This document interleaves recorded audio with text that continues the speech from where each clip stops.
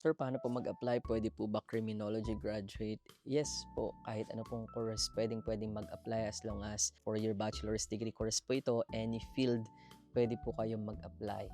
Paano mag-apply? Pwede po kayong pumunta sa Facebook page ng Embassy of Japan in the Philippines and then hanapin niyo po doon yung kanilang post about sa ALT positions. Or pwede rin naman kayong pumunta sa jetprogram.org. Kaya naman i-type nyo lang po sa inyong browser jetprogram.ph and then lalabas na po yung proseso kung paano mag-apply.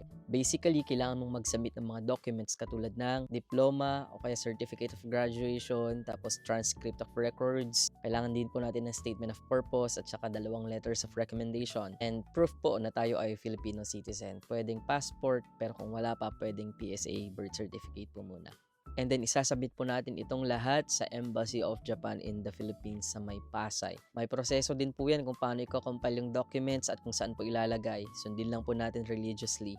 At tanungin po ninyo kung may online submission po ba. Right now, wala pa pong online submission. Hindi rin po required ang Nihongo pero ito po ay encouraged. Key takeaway, as long as ikaw po ay bachelor's degree holder, meron kang excellent communication skills in English and even written, kaya mong mag-work abroad dahil ikaw nga ay physically at mentally fit, you're welcome to apply and try the JET program. Kung meron pa po kayong katanungan, i-drop nyo lang po dyan sa comment box. Hanggang dyan na lang po muna, mga tane.